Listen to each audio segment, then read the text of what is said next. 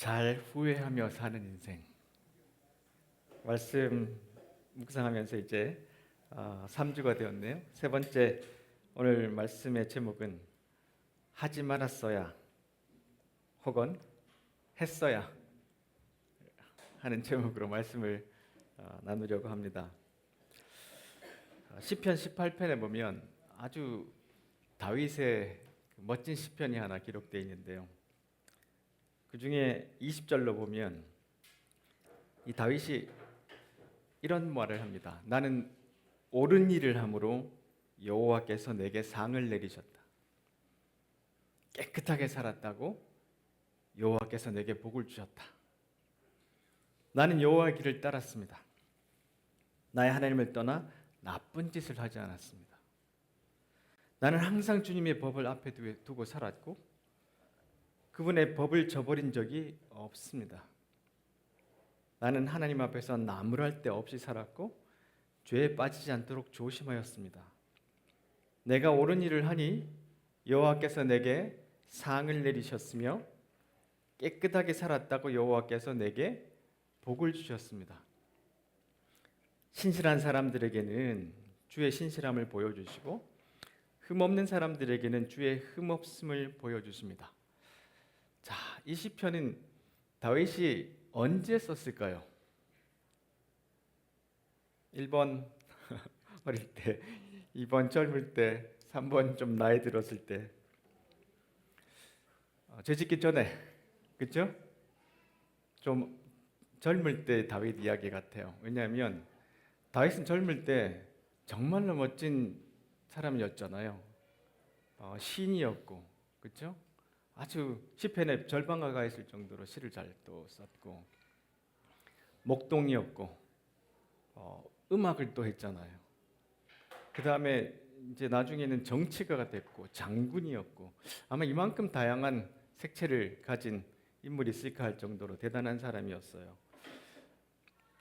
사울 왕이 자기를 죽이려고 막 쫓아다닐 때도 자기가 사울 왕을 2번이나 죽일 수 있는 그런 기회를 가졌을 때도 하나님이 기름 부으신 자는 절대로 해야만 안 된다라는 원칙을 딱 지켰던, 얼마나 우리가 보기에는 그렇죠? 이 시편에 딱 맞는 삶을 살았던 사람입니까? 그런데 오늘 예원이가 읽어준 그 본문에 가면 사람이 다른 사람이 됐어요. 오늘 이 본문은 아마 다윗의 인생에서 가장 후회를 크게 한 그런 사건에 대한 이야기가 아닌가 싶어요.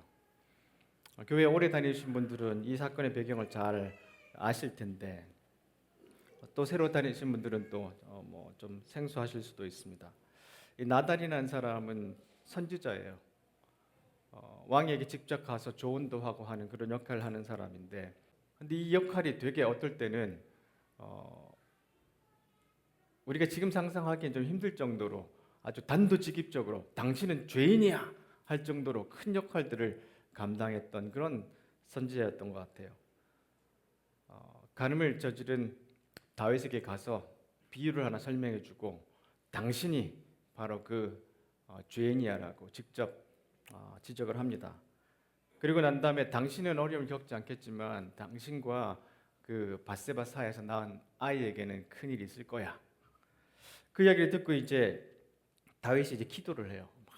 밥도 먹지 않고, 그렇죠? 막 금식하고 물도 안 먹고 주님 앞에서 정말 제발 좀 살려달라고 기도하는 장면이 있습니다.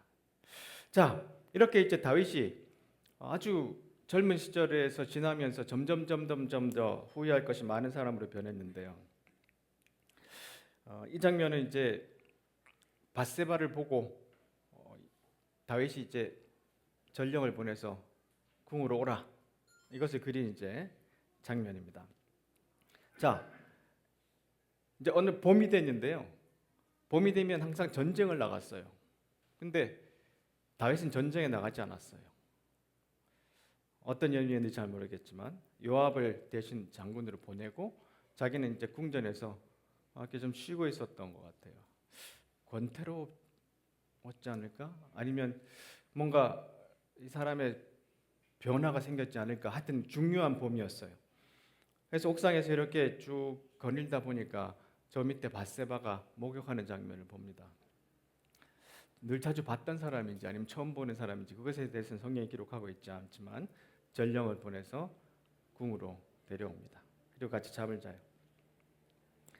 자, 그런데 임신을 해버렸어요. 그래서 이 장면은 이제 렘브란트가 그린 우리아에 대한 이야기인데요. 그 남편을 부릅니다. 남편 우리아는 헷사람이라고요. 히타이트 족속입니다. 소위 말하면 용병이에요. 그러니까 이스라엘 사람이 아니에요. 아주 히타이트 사람들은 이 전차를 몰고 전쟁에 아주 능한 사람들이었어요. 그러니까 아마 비싼 돈을 주고 이 전쟁에서 장군이나 아니면 장교로 쓰던 사람이었던 것 같아요. 이 사람을 이제 집으로 부릅니다. 부른 이유는 이제 상황을 모면하려고요. 만들어 보려고. 근데 우리라는 사람이 대단한 사람이었어요. 왕이 집에 가서 쉬어라 그러니까 하는 말이 집으로 가지 않겠습니다. 왜냐하면 여호와의 장막, 여호와의 성궤와 그리고 우리의 전우들이 지금 전쟁터에서 장막 속에 있는데 내가 집에 가서 편안히 있다가 갈 수는 없습니다. 그리고는 바깥에서 잠을 자요. 이게 왕은 지금 속이려고 막 그러는데 이 이방인, 이 용병은 훨씬 더 자기의 어떤 원칙들을 잘 보여주고 있는 아주 대조되는 상황입니다. 근데 그에게 편지를 줘요. 편지에 어떤 내용이 들었냐면 요압에게 아주 적진에 가까이 붙여라. 그리고 우리아만 남겨놓고 뒤로 후퇴해버려라. 그래서 결국은 우리아가 전쟁에서 죽도록 만들어버려요. 그러니까 지금 이 죄가 점점 지금 커져가는 상황이에요. 그 다음 장면에 보면 이제 나단 선지자가 와서 당신이 죄인이야 라고 이제 지정하는 이제 장면이 이 그림인데요. 그리고 그런 일이 벌어져요. 그리고 난 다음에 이제 이렇게 간절히 기도하는 오늘 이제 그런 말씀의 상황이 벌어진 겁니다. 다윗이 왜 이렇게 됐을까? 절제 수업이라는 책에서 이런 이야기를 합니다. 로마 역사, 아니 사실상 인류의 역사는 예외 없이 권력 탓에 타락한 사람들의 이야기다.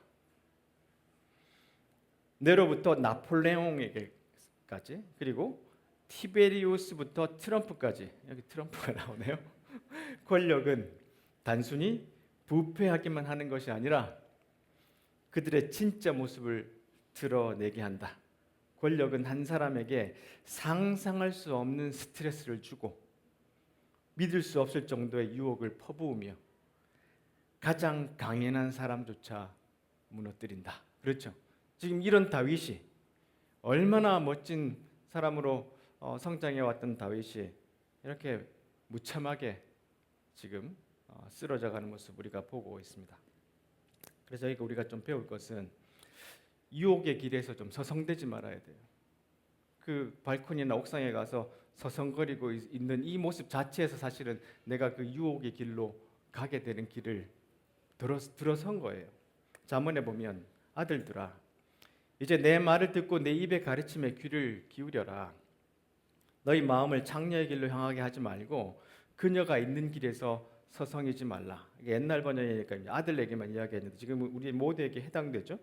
그러니까 그곳에서 죄가 있는 곳에서 서성거리지 말라는 거예요.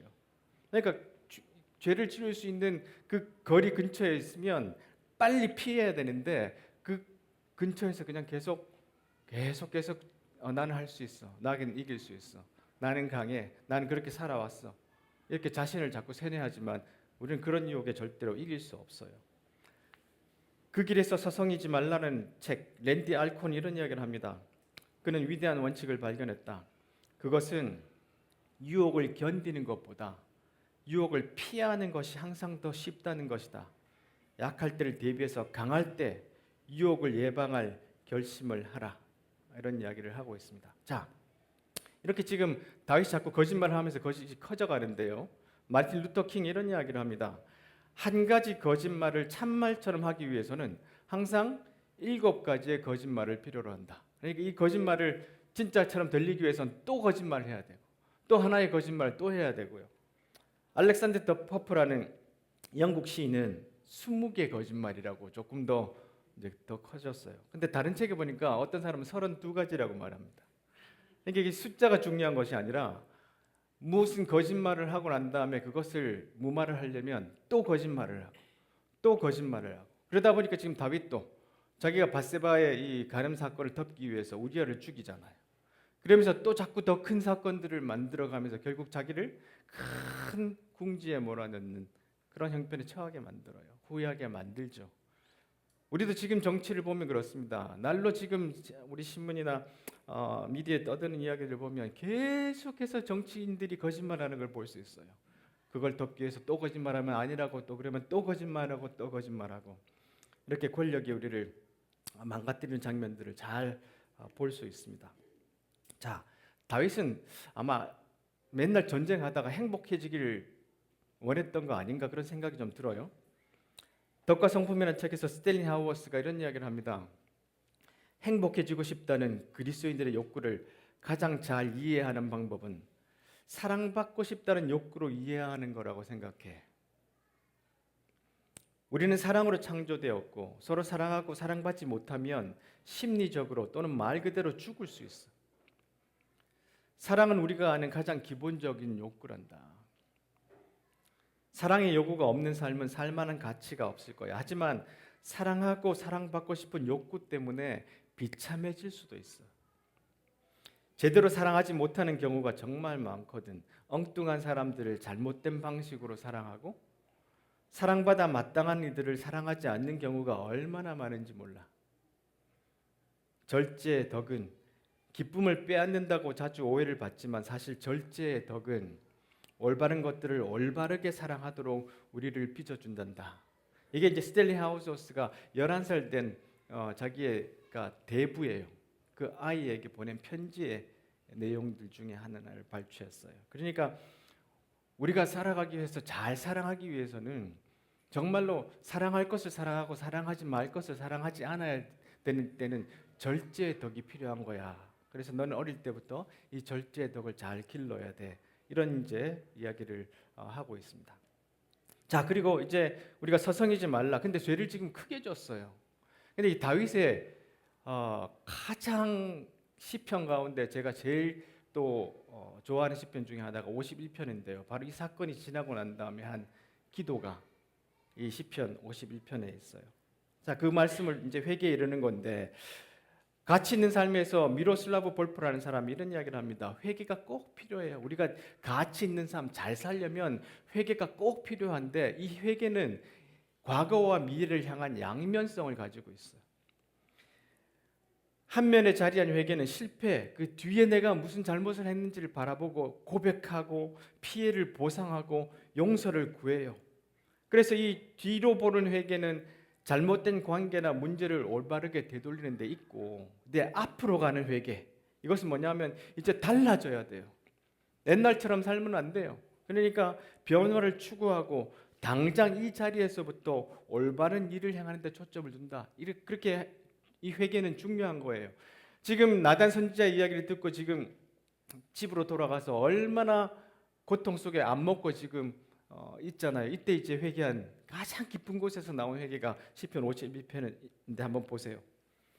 오 하나님, 주의 한결같은 사랑으로 내게 자비를 베풀어 주소서. 나를 불쌍히 여겨 주셔서 내 모든 잘못을 없애 주소서. 내 모든 죄악들을 다 씻으시고 내 모든 죄들을 깨끗하게 해 주소서. 내가 저지른 잘못들을 알고 있으니 내 죄가 항상 내 앞에 있습니다. 내가 주께 죄를 지어 주께서 보시기에 악한 짓을 했습니다. 그러므로 주께서 내가 뭐라고 하셔도 주의 말씀이 옳으며 주께서 내리신 판단이 바릅니다. 그렇습니다. 나는 태어날 때부터 죄투성이었습니다. 어머니가 나를 임신할 때부터 나는 죄인이었습니다. 그러니까 과거를 바라보면서 내가 한 일에 대해서 간절하게 주님 앞에 용서를 구하고 회개하는 장면을 우리는 20편 51편에서 볼 수 있습니다. 이어집니다. 주는 정말로 내 속에 진실이 있기를 바라십니다. 주는 내 마음속에 지혜를 가르치십니다. 우슬초로 나를 씻겨 주소서. 그러면 내가 깨끗해질 것입니다. 나를 씻어 주소서. 그러면 내가 눈보다 더 하얗게 될 것입니다. 가슴 절절히 지금 후회가 드러나잖아요. 이 기도 속에서 내 귀에 기쁨과 즐거움의 소리가 들리게 해주셔서, 이 장면은 아마 제발 이 아이를 좀 살려주세요. 그래서 정말 기쁜 소리가 좀 들리게 해주세요. 이런 기도가 아닐까 싶어요. 주께서 꺾으셨던 내 뼈들이 즐거워하게 해주소서. 내 죄에서 주의 얼굴을 돌리시고 내 모든 죄를 없애주소서. 오 하나님, 내 속에 깨끗한 마음을 만들어 주시고, 이 말씀을 제가 참 좋아해요. 주님, 내 안에 깨끗한 마음을 만들어 주시고 내 안에 올바른 마음을 새롭게 해주소서. 원래 내가 젊을 때, 어릴 때 시편 18편에서 주님 앞에 고백했던 것처럼, 내가 주님 앞에 항상 올바랐던 것처럼, 주님 그 마음을 새롭게 해주십시오. 나를 주 앞에서 쫓아내지 마시고, 보세요, 주의 성령을 내게서 거두어 가지 마시옵소서. 가장 안타까워하는 것이 뭐냐면, 주님과의 관계와 내 안에서 주의 성령이 없어지는 것, 소멸되는 것에 대한 간절한 주님 앞에 갈구였어요. 제발 성령이 내 안에서 소멸되지 말게 해주십시오. 주의 구원에 대한 기쁨을 내게 다시 주셔서 내가 주께 순종하게 하소서. 기쁨이 사라졌잖아요. 그러니까 주님에 대한 구원의 기쁨을 다시 회복하게 해주세요. 그러면 내가 나쁜 일을 하는 사람들에게 주의 길을 가르치겠습니다. 그렇게 되면 죄인들이 주께로 돌아올 것입니다. 오 주여, 주께서 제 입술을 열어주셔서 제가 주를 찬양하게 하소서. 주는 제사를 기뻐하지 않습니다. 제사를 좋아하신다면 제가 드릴 것이지만 주는 태워드리는 제사인 번제를 좋아하지 않습니다. 이 장면, 이 부분도 우리가 너무 또 잘 알고 또 좋아하는 구절이잖아요. 보세요, 주께서 바라시는 제사는, 옛날 번역은 상한 심령이라 그랬어요. 상한 심령, 깨어진 마음, 후회하는 마음, 회개하는 마음. 주님께서 받으시는 예배는 어떤 형식이 아니라 바로 우리의 상한 심령. 주님 앞에 나와 죄송합니다, 회개합니다, 다시 한번 회복시켜 주십시오. 주의 성령을 거두어 가지 마십시오. 주의 구원의 기쁨을 다시 한번 회복시켜 주십시오 하는 이 상한 마음이에요. 오 하나님, 상처난 가슴과 죄를 뉘우쳐 주님께 고백하는 마음을 주는 경멸하지 않으실 것입니다. 우리 주님은 그런 분이니까, 주님 나를 다시 한번 주 앞에서 정결하게 회복시켜 주십시오. 우리 주님은 그런 분이시니까요. 우리 주님의 십자가가 우리에게 그런 일을 하셨으니까 우리도 그런 후회 속에 있지만 과거를 돌아보고 죄송하다, 상한 심령으로 잘못했다, 용서를 구하고 또한 앞을 바라보고 변화하는 삶을 향해 나아가야 되는 것이죠. 이 다윗의 이야기를 나중 열왕기상에서 기록합니다. 다윗은 딴 건 다 잘했는데 햇사람 우리아의 일 이외에는 그의 평생에 명령을 내린 적이 없어. 근데 율법은 안 어겼을 수도 있는데 다윗은 또 크게 후회할 일이 있습니다. 그렇죠? 아들 이야기입니다. 가족 이야기. 다윗의 이제 그 가족 계보, 패밀리 트리를 보면 아내가 좀 많았습니다. 다윗이 이렇게 아내를 쭉 이제 말씀을 읽다 보면 이제 얻게 된 과정들이 좀 있기도 있어요. 근데 이제 그 외에는 이제 소위 말해서 정실 부인들이 아닌 사람들, 저기 한 10명이 됩니다. 그러니까 전체 합하면 거의 한 10명 후반에서 한 20명 가까워요. 그 중에 이제 아이들이 이렇게 쭉 태어났습니다. 아히노암에서는 암논이라는 아들이 태어났고, 이렇게 쭉 이제 태어났고, 그 중에 딸이 하나 있어요. 다말이라고. 이렇게 이제 가족이 구성되어 있는데 이 다윗이 가족을 전혀 돌보지 않았습니다. 위대한 남자들도 자식 때문에 울었다라는 책이 있습니다. 이 책은 제가 하원이 낳고 산 책입니다. 혹시 나도 아들 키우다가 나중에 울게 될 일이 없을까 미리부터 좀 준비하는 마음으로, 이게 오래된 책인데요, 한참 찾았습니다. 집에서. 거기 보면 10명의 위대한 위인들이 나오고 그 자식들 이야기가 나와요. 참 가슴 아파요. 케네디 아들, 해밍웨이 아들, 처칠 아들, 에디슨 아들, 간디 아들, 고갱 아들 쭉 나오는데요, 참 위대했던 사람들인데 가족들, 그 자식들의 삶은 정말로 비참했어요. 저는 위대해지지 않았기 때문에 하원이가 아직 괜찮을지 모르겠지만 이 위대한 이 아버지를 둔 또 자식들도 큰 고통 속에 살았습니다. 병명은 가족이라는 책이 있습니다. 이 류희주라는 정신과 의사가 쓴 책인데 어느 단추부터 잘못 끼워진 걸까? 알코올 의존, 거식증, 공황장애 모두 다른 병명, 각자 다른 사연. 그렇지만 내가 내린 공통의 병명은 가족이었다. 가족 만만치 않습니다. 그렇죠? 애들 키워가면서도 더 느끼는 거예요. 정말 만만치 않아요. 근데 이게 참 제목 자체에도 울림이 있었어요. 병명이 가족이에요. 이게 다윗 집안의 이 망가진 관계들, 이 모든 것도 사실은 다윗으로 인해서 발생된 거라고 봅니다. 어느 단추부터 잘못 끼워진 걸까? 사무엘하에 보면 압살롬이라는 이제 아들 보시면 이제 패밀리 트리 다시 보시면 마아가라는 아내에게서 태어나는 이제 압살롬이라는 아들이 있는데 그게 아주 정말로 잘 생겼대요. 그 이제 동생이 다말이라고 있는데 이 첫째 아들 암논이 소위 말해서 이제 배다른 동생이잖아요. 다말을 좋아했어요. 근데 이게 이제 아주 비극으로 끝나잖아요. 그러니까 이 가족 가운데 아주 입에 담지 못할 끔찍한 일이 벌어져요. 암논이 이제 다말을 초청해가지고 이제 자기가 원했던 욕망을 채우죠. 그리고 이제 버려버려요. 압살롬이 기다립니다. 가만히 있어라. 그러고 있다가 자기 생일날 이제 형제들을 다 초대하죠. 그리고 난 다음에 암논을 죽여버립니다. 보세요. 이 가족 가운데 이런 일이 벌어지고 있어요. 근데 문제는 뭐냐면 다윗이 아무런 행동을 하지 않아요. 이것의 문제 해결을 위해서 다윗이 아무런 행동도 하지 않아요. 압살롬이 도망을 갑니다. 그것에 대해서도 계속해서 그냥 버려둬요. 그러다가 나중에 요압이 와서 압살롬 좀 데려옵시다. 그러니까 마지못해서 또 압살롬을 데려오는데요.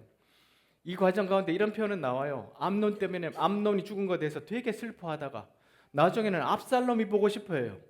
압살롬을 너무너무 보고 싶어해요. 그러니까 문제는 해결하지 않고 그냥 자기 감정에 따라 막 여기 갔다 저기 갔다 이런 이제 다윗의 말년의 모습이 보입니다. 그리고 이제 압살롬을 데려왔는데 예루살렘에 보세요. 와서 인사할 줄 알았는데 보세요. 압살롬 집으로 바로 보내버려. 그리고 2년 동안 안 만나줬어요. 압살롬이 속에서 막 분노가 계속 자라는 거예요. 그래서 어떻게 됐죠? 반역을 합니다. 그래서 아버지를 이제 죽이고 자기가 왕이 되기 위해서 반역을 일으키는데 이때 다윗이 맨발로 울면서 도망가요.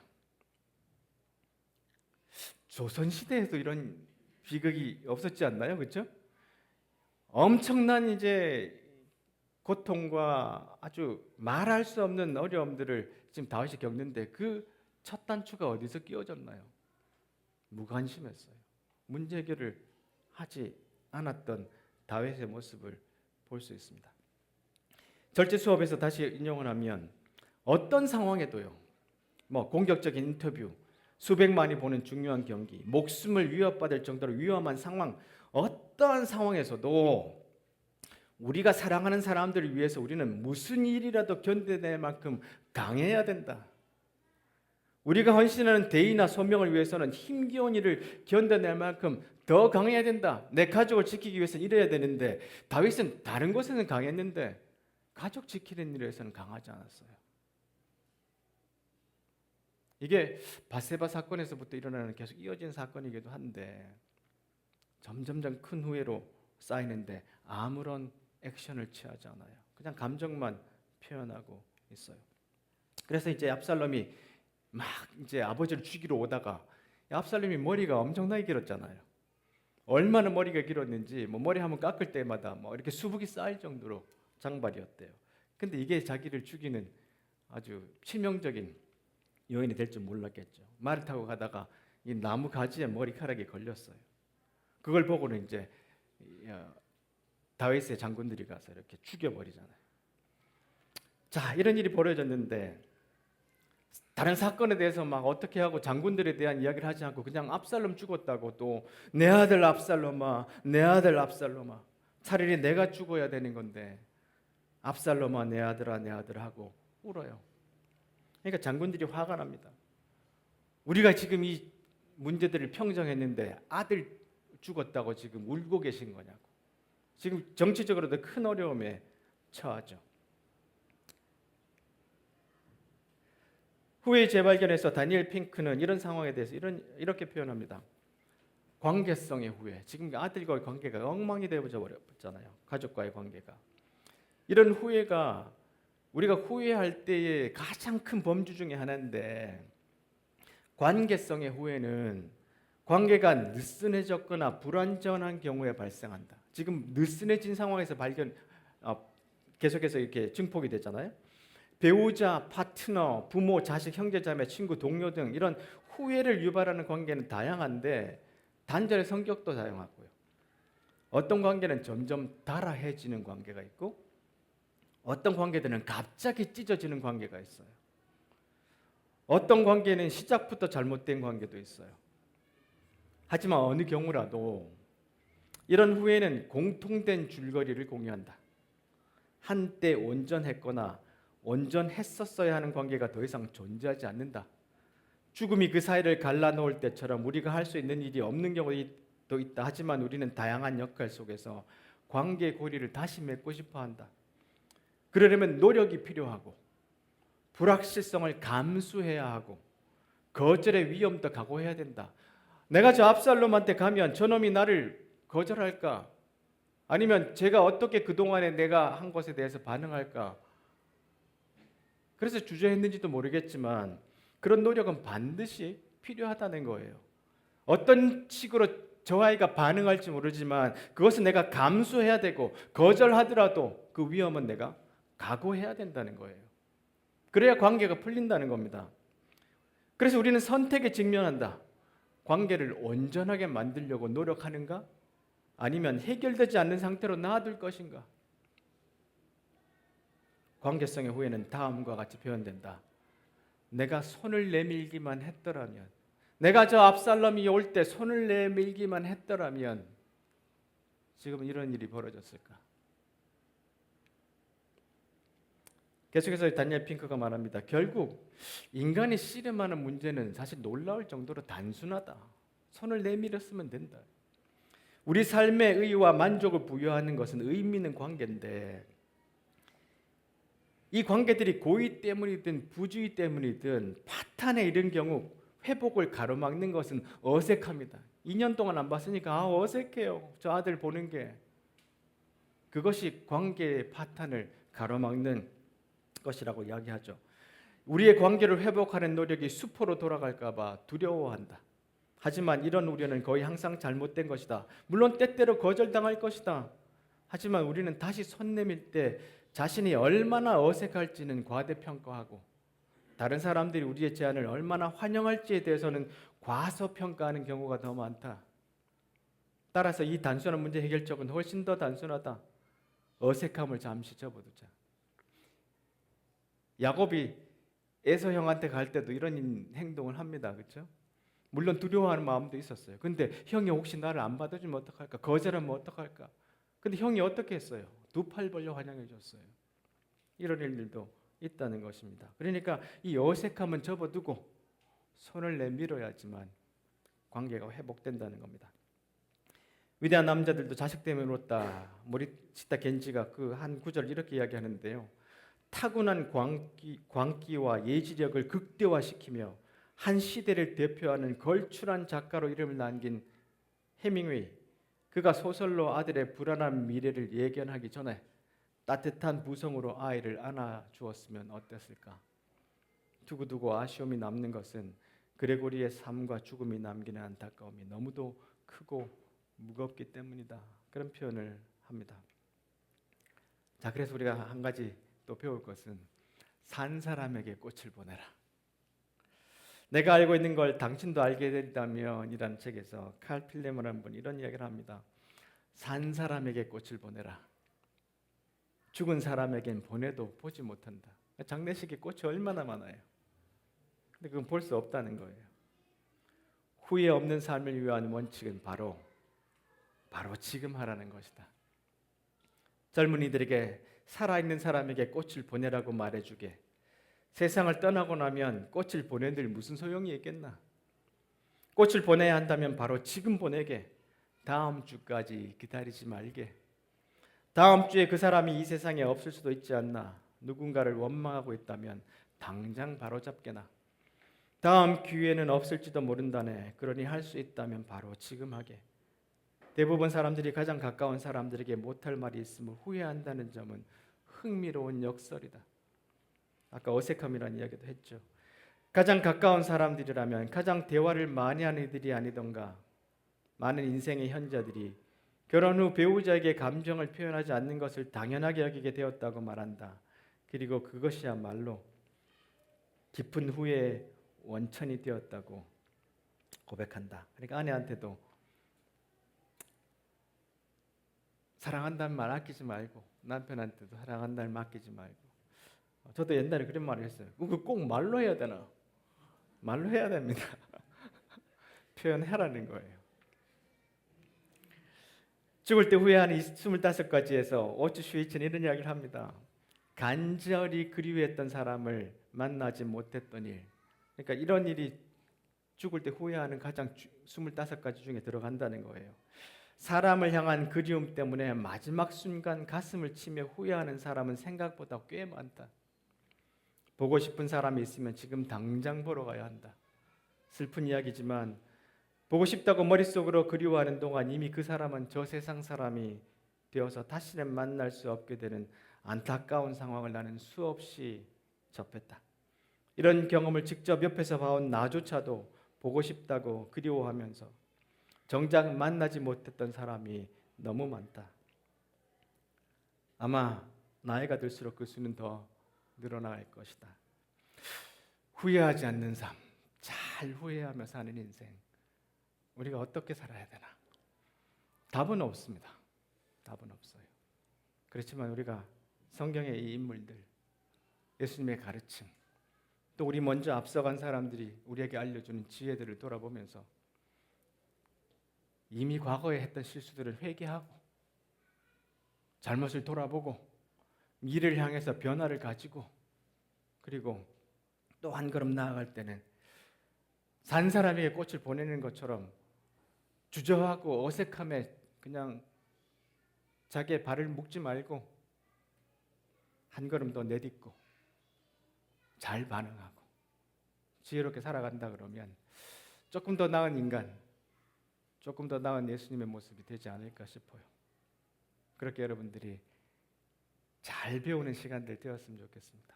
그래서 우리의 삶이 나중에 돌아갔을 때 좀 배우고 살았던 사람, 과거의 잘못을 되풀이했던 자들이 아니라 조금 더 예수님 닮아서 성장했던 사람들의 모습으로 기억되는 우리가 되었으면 좋겠다는 생각을 합니다. 기도하겠습니다.